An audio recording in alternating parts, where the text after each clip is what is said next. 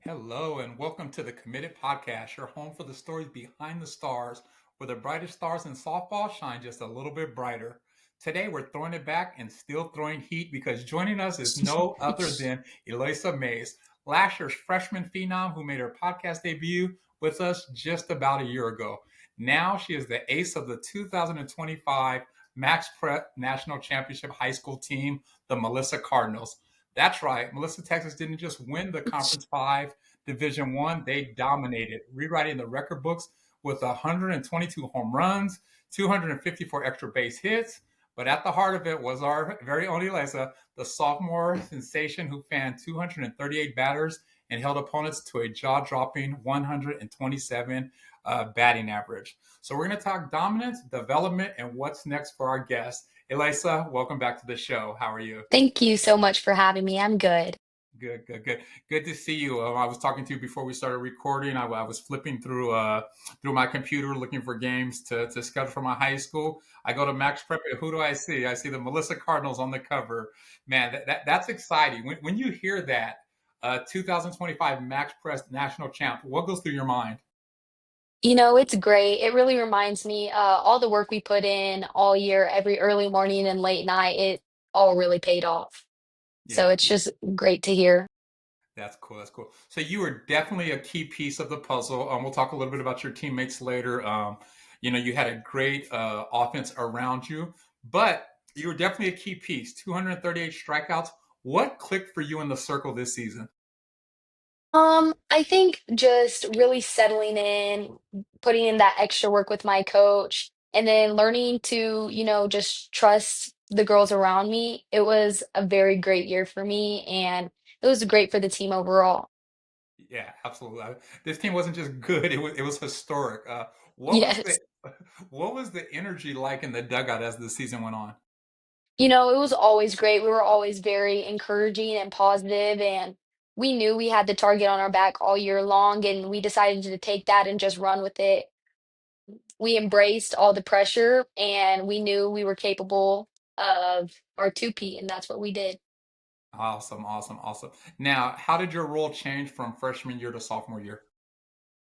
My reps definitely increased. I would say I took on the ace role, which is just an absolute blessing. I wouldn't have wanted to pitch with any other team behind me. But, it was really just great. Cool, cool. You talk about your teammates behind you. I read that you had six players with double-digit home runs. Talk about firepower. As a pitcher, what is it like knowing your offense is going to put up those numbers behind you? Yeah, it's just great. I will talk them up to anybody possible. I saw all the work they put in every single morning and just outside of team practice, and they are beyond deserving of everything they've done and everything they accomplished.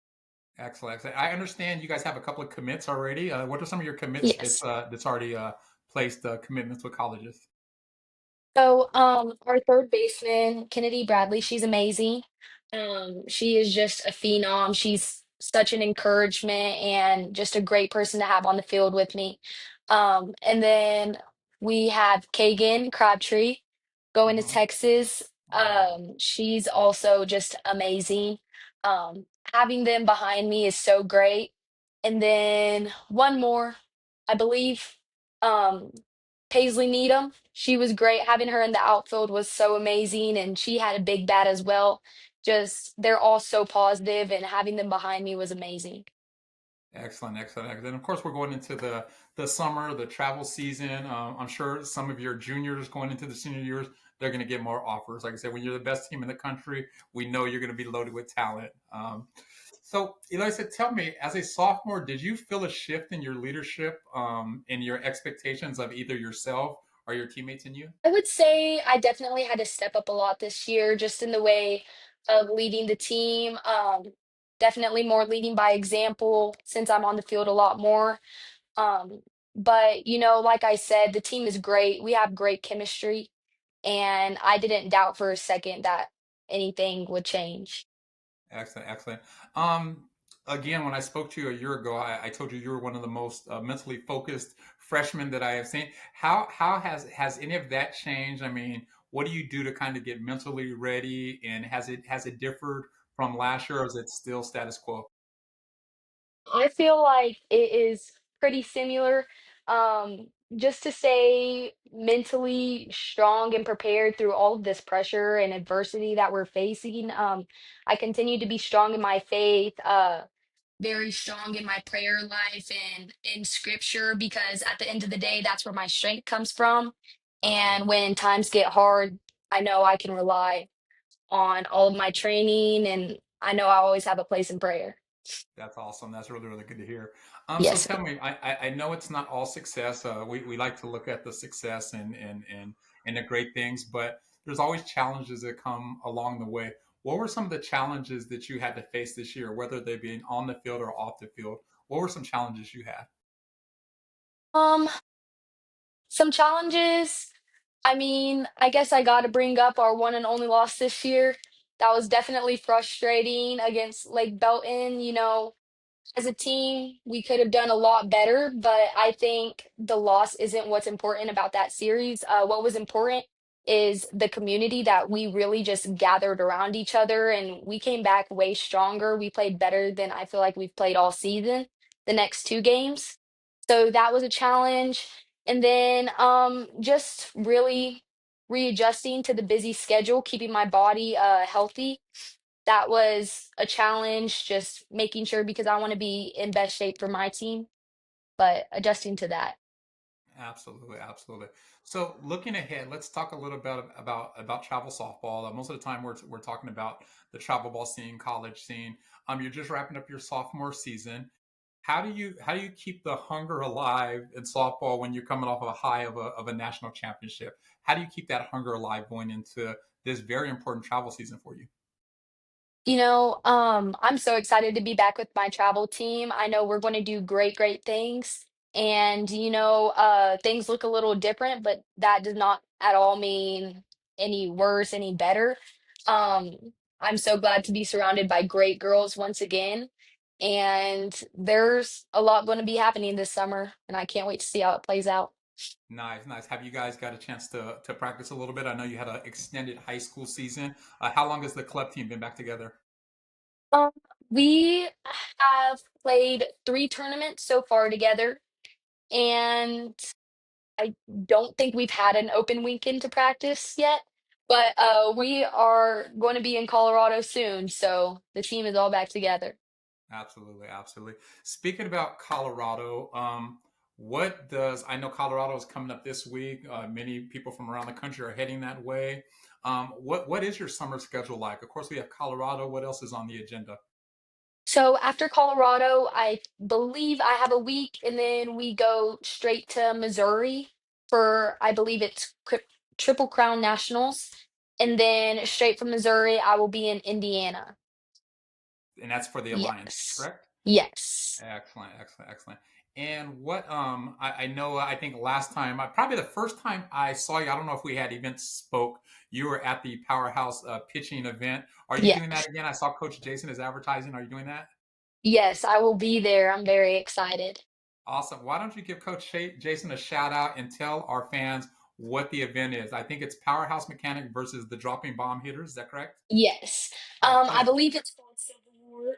Jason is absolutely amazing and he's great for organizing this whole thing.